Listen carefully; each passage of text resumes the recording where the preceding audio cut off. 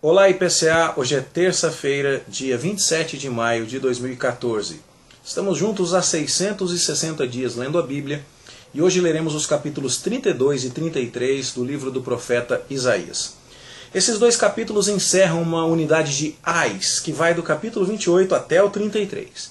E os ais são para aquelas pessoas que se recusaram a entender a mensagem de que Deus governa o seu povo e Ele é a única esperança da nação, e que as demais nações ao redor não podem oferecer salvação alguma, aquilo que foi dito dos capítulos 13 a 23, e teve um sumário que foi o Apocalipse de Isaías nos capítulos 24 a 27. Então, ai de quem se recusa a confiar em Deus.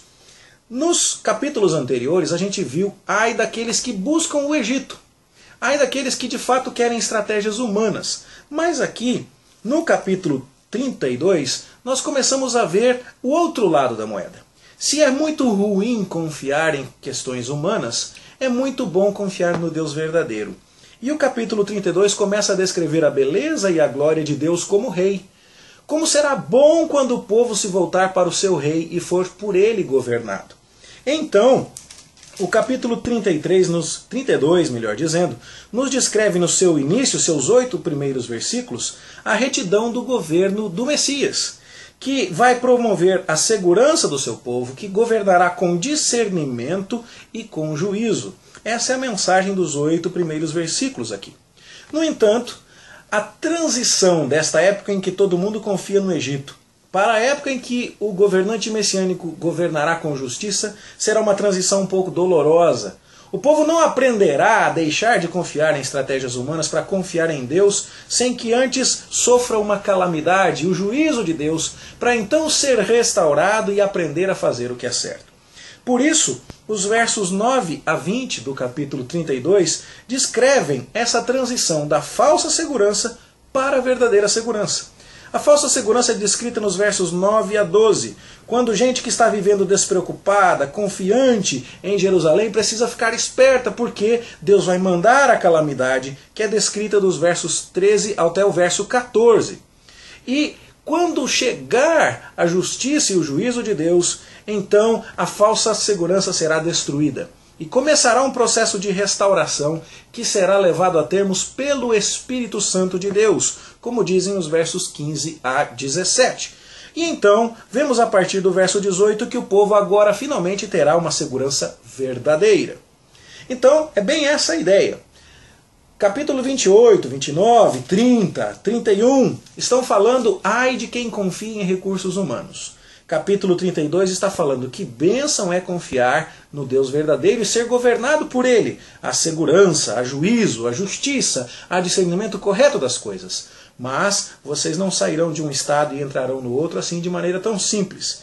Vocês terão que abandonar esta falsa segurança que será exposta no momento do juízo e da calamidade. E Deus então, depois de ter disciplinado vocês, começará através do seu Espírito Santo a promover restauração, para trazê-los então a uma vida de verdadeira segurança. Esse é o assunto do capítulo 32. O capítulo 33 tem mais um ai, só que agora esse ai não é dirigido àqueles que confiam em recursos humanos. Agora este ai é dirigido ao inimigo do povo de Deus.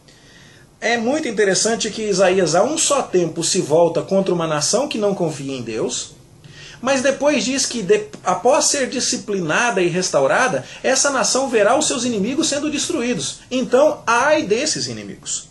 E o capítulo 33, portanto, é um ai contra o inimigo do povo de Deus, que sofrerá no dia em que o povo de Deus de fato confiar no Senhor, entregar-se ao Senhor e então testemunhar o seu livramento pela destruição de todos aqueles que o perseguem. A ideia aqui então é um grande estímulo para que o povo não tenha Deus como um talismã e use estratégias humanas, porque isso promoverá a destruição. Mas se o povo tiver a Deus como seu rei, obedecer e confiar, então o resultado será o livramento, como nós vemos no capítulo 33. E aí, em vez de se dirigir um ai para a nação que não confia em Deus, será dirigido um ai para aqueles que se voltaram contra o povo de Deus. Esse é o assunto do capítulo 33. É dito aqui que esse inimigo procede com perfídia, que ele não tratou corretamente aqueles que não agiram com perfídia contra ele. Perfídia significa deslealdade, traição. Isso mostra que o inimigo era alguém traiçoeiro. O verso 7 até o verso 9 nos ajudam a entender um pouco do que seria isso. A ideia no verso 8 de que as alianças são rompidas e as cidades são desprezadas, e essa palavra cidades aqui é melhor traduzida como testemunhas, aparentemente há uma corrupção textual aqui. Pense que o inimigo pérfido, traiçoeiro, está então rompendo alianças e desprezando testemunhas. Quando é que isso aconteceu? Isso aconteceu quando Ezequias mandou tributo para Senaqueribe, para dizer: eu serei teu servo, eu errei em me rebelar contra você, aqui está o tributo que eu te devo. E isso está narrado lá em 2 Reis, capítulo 18, versos 13 a 16. Senaqueribe aceitou esse tributo, dando a entender que não atacaria mais Jerusalém devido à submissão de Ezequias.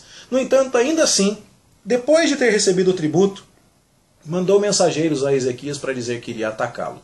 Isso é perfídia. E então, o capítulo 33 parece ter sido proferido neste contexto.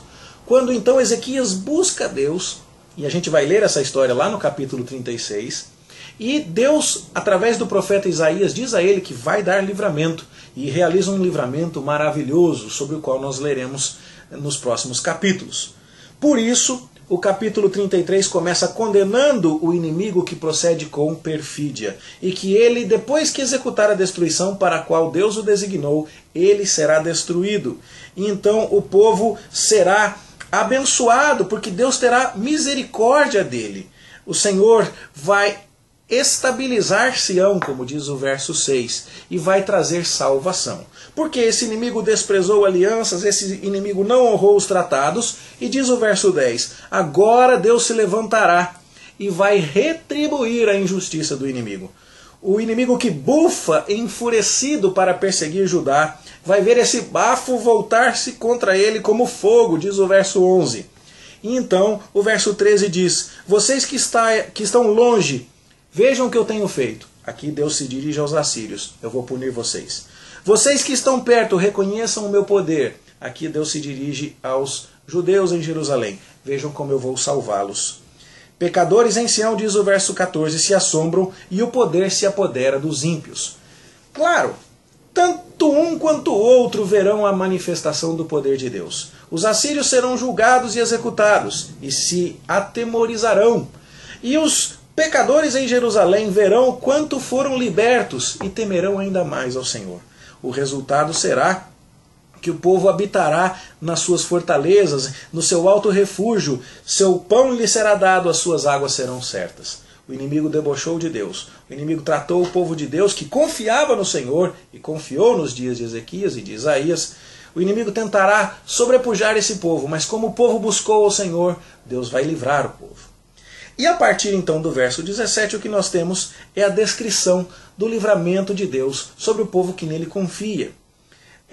A ideia é que o coração do povo vai se lembrar de dias antigos e dizer assim, cadê aquele rei que pesou meu tributo? Cadê aquele rei que contou as torres da minha cidade para as destruir? Cadê aquele rei que vinha até aqui para me oprimir? Deus já me livrou dele. E aí então a bênção de Deus sobre o seu povo é descrita aqui de maneira muito bela na parte final do capítulo. O verso 23 diz assim, agora as tuas enxárcias estão frouxas, não podem ter firme o mastro nem estender a vela. Então se repartirá a presa de abundantes despojos. O que é isso? Enxárcia é o cabo que prende o mastro do navio. E agora Jerusalém estava meio cambaleante, mas como estava aprendendo a confiar em Deus, teria momentos posteriores de muita segurança, quando repartiria abundantes despojos. Essa é bem a ideia do capítulo. Só para sumarizar e fechar. Você tem então, dos capítulos 28 a 33, os ais. Ai de quem, depois de ouvir tudo aquilo que Isaías veio dizendo, não aprendeu ainda a confiar em Deus. Ai de quem quer confiar no Egito. Vai até o capítulo 31. No capítulo 32 começamos a ver como é bom confiar em Deus. O seu reinado messiânico trará segurança, discernimento e juízo.